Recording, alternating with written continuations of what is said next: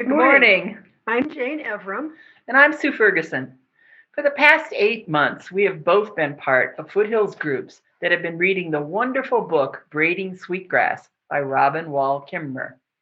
And we are reading slowly and taking time to reflect because this book blends indigenous wisdom and spirituality with scientific knowledge and the teaching of plants.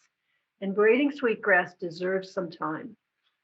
Robin is an enrolled member of the Citizen Potawatomi Nation, a wonderful storyteller, almost a poet, and a professor of environmental biology.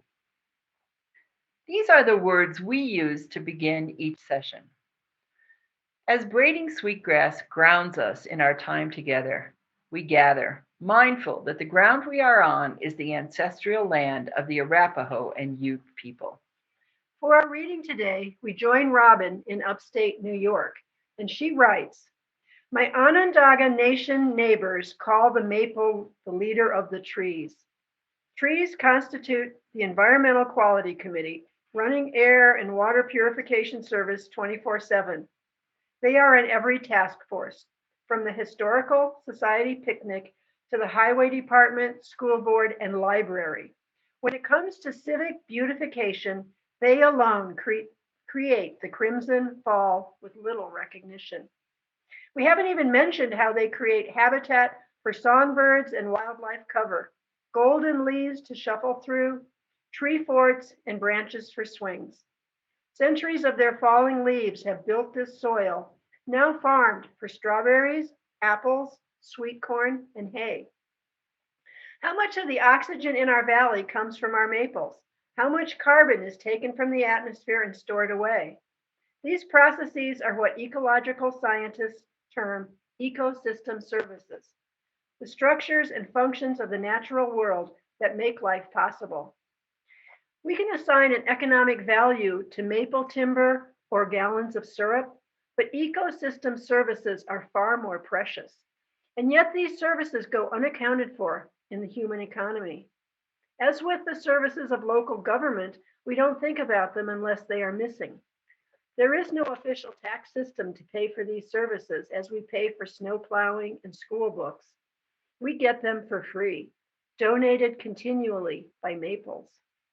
They do their share for us. The question is, how well do we do by them? I suppose that one of the features of being a member of a nation is shared currency. In Maple Nation, the currency is carbon.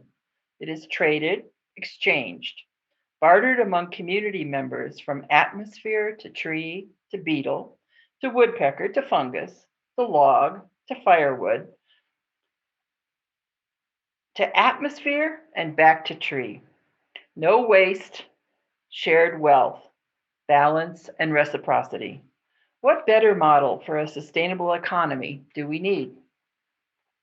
The United States rarely permits dual citizenship. You have to choose.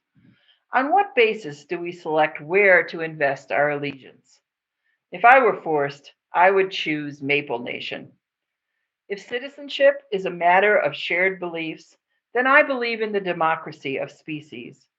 If citizenship means an oath of loyalty to a leader, then I choose the leader of the trees. If good citizens agree to uphold the laws of the nation, then I choose natural law, the law of reciprocity, of regeneration, of mutual flourishing. This morning, we light our chalice in a spirit of partnership with the trees of our communities in the deep hope that we may mutually flourish. And now, please join us in the words of our covenant that begin with the word love. Love is the spirit of this church, and service is its law. This is our great covenant to dwell together in peace, to seek the truth in love, and to help one another.